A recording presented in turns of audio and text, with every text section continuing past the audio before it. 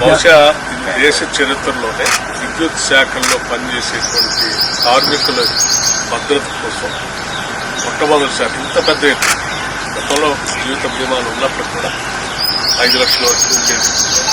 ఒకటేసారి ₹1 కోటి పైబడి జీవిత బీమా ఏర్పాటు చేయడం అనేది కేవలం ఇందిరమ్మ ప్రభుత్వంలో రాష్ట్ర ముఖ్యమంత్రి రేవంత్ రెడ్డి గారి నాయకత్వంలో ఈ క్యాబినెట్ తీసుకున్న నిర్ణయం. ఇంత గొప్ప కార్యక్రమం బహుశా కార్మికుల కోసం ఏ ప్రభుత్వం కూడా ఆలోచన చేసి ఉండకపోవచ్చు.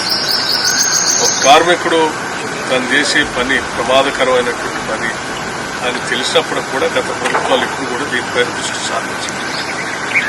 మనం ప్రభుత్వం వచ్చిన తర్వాత ఒక నిర్ణయం తీసుకొని వాళ్ళందరికీ బీమా ₹1 కోటి పైబడి ఇచ్చాక తిరిగి ఆ కుటుంబంలో కంపాషనేట్ అపాయింట్మెంట్ పేరు మీద వాళ్ళకి ఉద్యోగ అవకాశం కూడా ఉంది. వాళ్ళకి ఉద్యోగం కల్పిస్తూ కుటుంబ సభ్యులకి మళ్ళీ ప్రమాద బీమాతో మరణించినటువంటి కుటుంబానికి ₹1 కోటి ఆర్థిక సహాయం వచ్చేటట్టుగా చేయడం అనేది ఈ రెండు చాలా గొప్ప విషయాలుగా నేను భావిస్తూ ఉన్నాను. దీన్ని ప్రభుత్వ ఆలోచనని సంపూర్ణంగా ఎగ్జిక్యూట్ చేసి దీన్ని కార్యరూపంలో తీసుకొచ్చిన సీఎండీని కూడా నేను వరుణ్ రెడ్డి గారు ప్రత్యేకంగా ఇది మన ఎనర్జీ శాఖలో సింగరేణి కార్మికుల్లో ప్రవేశపెట్టాం. అట్లాగే ఎలక్ట్రిసిటీ డిపార్ట్మెంట్లో ప్రవేశపెట్టాం.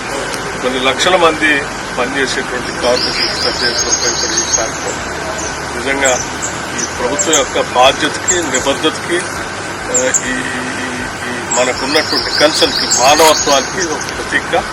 దీన్ని అందరం కార్మికులందరూ దృష్టికి తీసుకోవాలి. చాలా ధైర్యంగా తర్వాత ఒక కాన్ఫిడెంట్ సెక్యూర్డ్ ఫీలింగ్తో మీ విధులు నిర్వర్తిస్తూ ఈ సమాజానికి రాష్ట్ర ప్రజలకు కూడా సేవలు అందించవలసిందే నేను